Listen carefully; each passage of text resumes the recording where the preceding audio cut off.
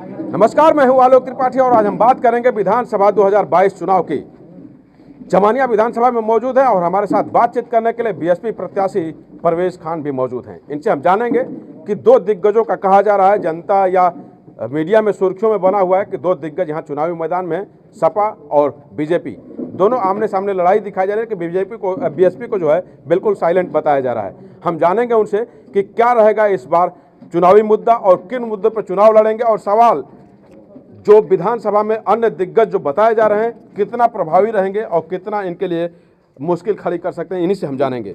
परवेज जी, हमारे चैनल में आपका स्वागत है। सबसे बड़ी बात है कि दो दिग्गजों की बात की जा रही है। 6 बार से मंत्री रहे, 6 बार विधायक रहे, मंत्री रहे और उसके बाद सांसद भी रहे, और दूसरा जो है मौजूदा समय में बीजेपी का विधायक। कहा जा रहा है कि समाजवादी बयार चल रही है, साइकिल दौड़ रही है, बीजेपी की हवा चल रही है, तूफान आएगा। क्या लगता है सर? कुछ नहीं आने वाला है। इस बार सीधे सीधे हाथी जो है लखनऊ पहुंच रही है, एकदम स्ट्रेट। और मैं आपको बता दूं, जनता जो आप कह रहे हैं कि दिग्गज है, तो दिग्गज जनता होती है। अगर वो दिग्गज होते हैं तो जब मंत्री थे तो तीसरे पे चले गए, दिग्गज तीसरे पे नहीं जाता है। बसपा लगातार यहाँ सेकंड पोजीशन पे है। दिग्गज वो तब थे जब बीजेपी यहाँ 4000 वोट पाती थी। अब बीजेपी भी लड़ रही, वो भी लड़ रहे हैं। और बीएसपी का है यहाँ वोट बैंक, बीएसपी के कार्यकर्ता, बीएसपी के कैडर फिक्स हैं यहाँ पे, और बीएसपी के लोग सारे बीएसपी के साथ जुड़े हुए हैं। यहाँ जो सपा है वही भाजपा है। सपा का वोट भाजपा को ट्रांसफ़र होता है, भाजपा का वोट सपा को ट्रांसफ़र होता है। बीएसपी इस सब खेल में नहीं है। और बीएसपी एक तरफा, आप कहीं पता कि दिग्गज है कौन? दिग्गज होते आप 48,000 पे चले जाते, जीतने वाला 76,000 पाता है।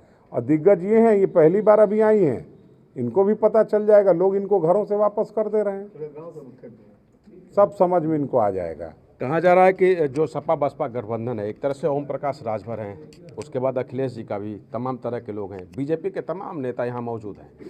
कितना प्रभावी करेंगे इस चुनाव में गाजीपुर में? अब यहाँ तो हद ये हो गई है कि बीजेपी के पूर्व विधायक बिहार से आके सपा का प्रचार कर रहे हैं। नेता आखिर कहीं ना कहीं ये डर है, इसीलिए बाहर से विधायक बुलाए जा रहे हैं, बाहर से मंत्री बुलाए जा रहे हैं। मैं तो अकेले चल रहा हूँ, सिर्फ इन लोगों के साथ चल। इतनी हवा क्यों खराब है? जब डर है तभी आदमी सपोर्ट लेता है। मकान गिरने वाला होता है तो बांस और बल्ली लगाई जाती है। ये बांस और बल्ली लग नहीं पाएंगे। अब की बार इन दोनों का मकान मैं ध्वस्त कर दूंगा इस इलाके में। तमाम चुनौतियाँ देखी जा रही हैं। परवेज खान के लिए किस तरह की चुनौती? मेरे लिए यकीन मानिए कोई चुनौती नहीं है। परवेज खान, अगर चुनाव यहाँ लड़ रहे हैं, जनता सपोर्ट करती है, तो किस तरह का विकास होगा, किस तरह के मुद्दे होंगे, किन मुद्दों पे जनता आपको चुनेगी? मैं सीधी बात है, मैं हर जगह ये कह रहा हूँ कि सबसे पहला मुद्दा मेरे लिए स्कूल है। हायर स्टडी के लिए यहाँ के लोगों को बहुत बाहर जाना पड़ता है, दर दर भटकना पड़ता है।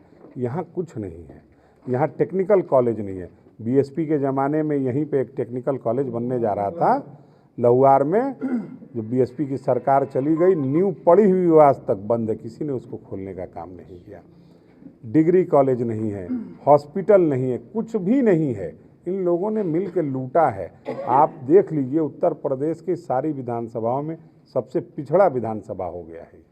परवेज जी, एक आखिरी और अहम सवाल, चुनाव से ऐन ठीक पहले जो है जम्मू कश्मीर के एलजी का मंदिरों में दर्शन करना, क्या लगता है? अब ये उनके मामलात हैं, वो दर्शन कर रहे हैं कि प्रवचन दे रहे हैं, वो समझे, हमारा उसमें कोई लेना देना नहीं। कितना डैमेज कंट्रोल कर पाएंगे, क्या लगता है? नहीं, हमें कोई डैमेज नहीं कर पाएगा। इसलिए नहीं कर, मैं बता रहा हूँ ना आपको, ये दोनों पार्टियाँ।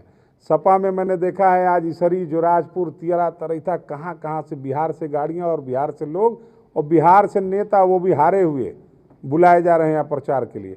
उसी तरह भाजपा में कौन कौन से नेता यहाँ के आके कैंप किए हुए हैं। कैंप वैम्प होने से होने वाला नहीं है अब की बार। अब की बार जनता ने एकदम मन बना लिया है।